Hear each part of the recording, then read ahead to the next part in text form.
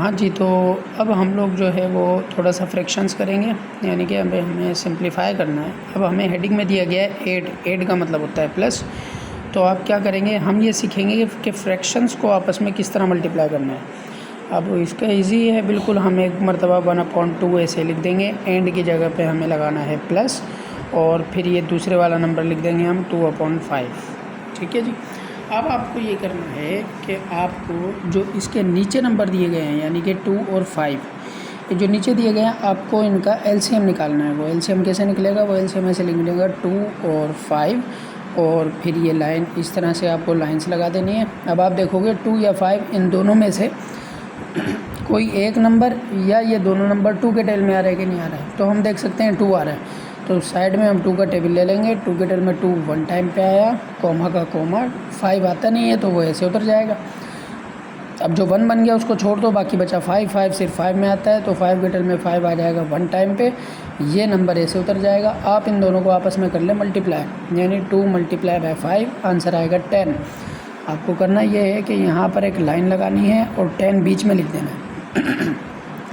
अब आपको देखना है 2 के टेबल में 10 आता है कि नहीं आता है। भाई बिल्कुल आता है 5 टाइम पे, तो इस 2 के ऊपर वाले के साथ आप 5 लिख दोगे। इसी तरह 5 के टेबल में 10 आता है कि नहीं आता है, बिल्कुल आता है भाई 2 टाइम पे, तो इसके ऊपर वाले के साथ आप लोग 2 लिख देंगे। अब टेबल पढ़ देंगे आप 1 5 द 5। ये बात याद रखिएगा कि जब ये ऊपर नंबर लिखेंगे तो बीच में मल्टीप्लाई की निशानी लगानी है। बीच में आ गया प्लस 2 2 द हो जाएगा 4। आप इन दोनों को प्लस कर लें, 5 और 4 ये बन जाएगा 9। उसके नीचे हमारे पास मौजूद है 10। अब हम देखेंगे दोनों नंबर सेम टेबल में आते हैं कि नहीं आते। अगर आते हैं तो हम कैंसिल कर देंगे, नहीं आते तो फिर हमारे पास यही हो जाएगा आंसर। ठीक है। और आपको जो बातें छोटी बहुत याद रखनी है, नोट में यहाँ लिख देता हूँ, वो आपको याद रखनी है बातें, कि अगर लिखा हुआ है 4/3 तो ये एक इम्प्रॉपर फ्रैक्शन कहलाएगा।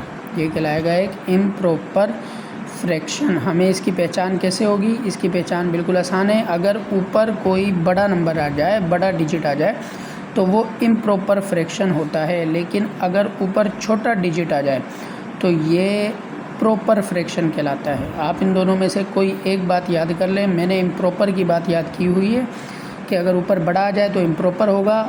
अब इसका उल्टा प्रॉपर हो जाएगा, उसमें ऊपर छोटा नंबर आ जाएगा। और ये यहाँ पर मैंने जो लिखा हुआ है ये आपका होमवर्क है, आप इसे सॉल्व करेंगे और मुझे कमेंट सेक्शन में इसका आंसर बता देंगे। Thank you so much.